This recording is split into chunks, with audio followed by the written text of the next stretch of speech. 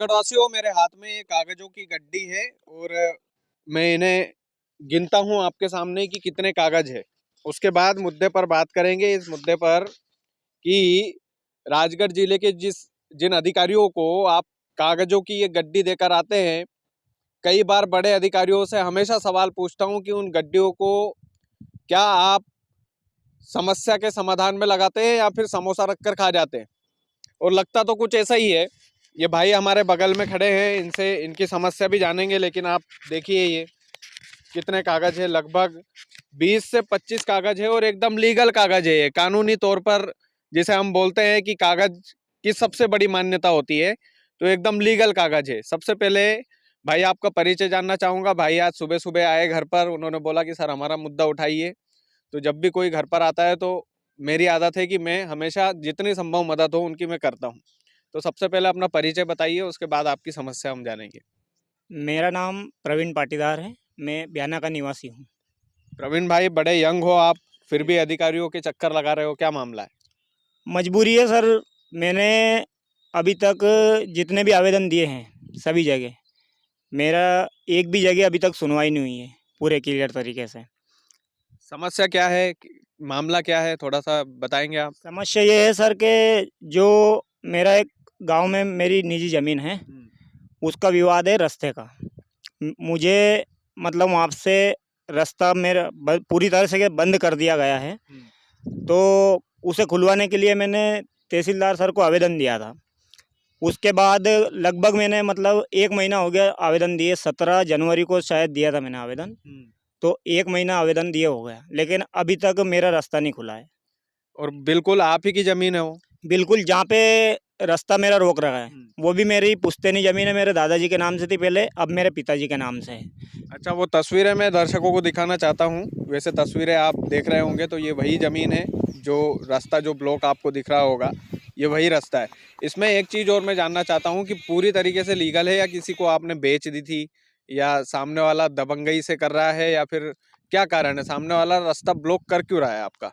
सामने वाला सर दबंगई से रास्ता ब्लॉक कर रहा है, क्योंकि पहले मेरे दादाजी के नाम से ज़मीन थी। आज से आप 20-30 या 50 साल पुरानी भी नकल निकलवाओगे तो मेरे दादाजी के नाम से आएगी, और आज भी मेरे पिताजी के नाम से ज़मीन है। हम्म, और तहसीलदार सर और पटवारी सर द्वारा वहाँ पे मौके पर जाके देख लिया एक बार, उन्होंने पूरा उसका कर लिया निरीक्षण। हम्म। लेकिन इसके बाद भी ये रास्ता नहीं खुलवाया ये उन्होंने। भयाना का मामला है पूरा, पूरा लोकल भयाना का ही है। लोकल बयाना का खुजने रोड पे हमारी ज़मीन है, वहाँ का मामला है।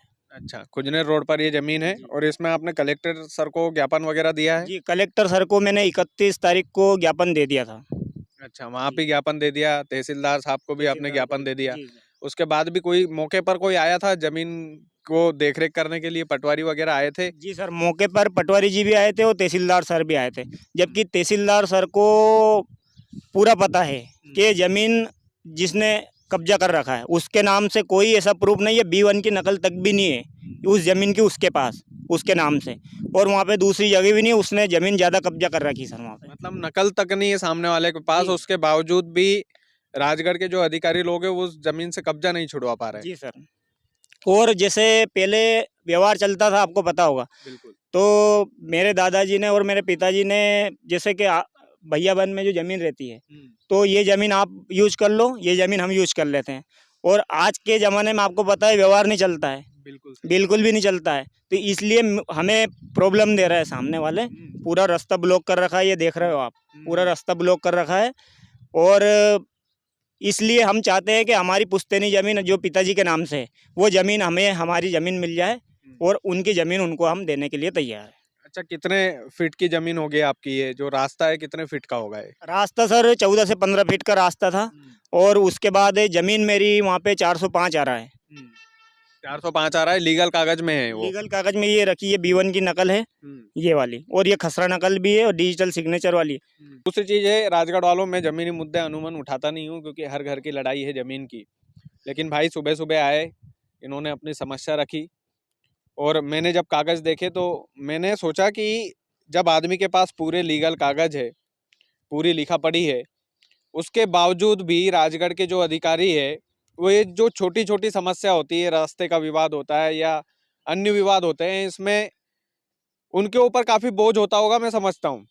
लेकिन क्या तहसीलदार साहब द्वारा, एसडीएम साहब द्वारा कोई टीम बना करके आपके पास जितने आवेदन आए रास्ते के विवाद को लेकर, आप वहाँ मौके पर जाकर देखें, जो लीगल कार्रवाई हो वो करें।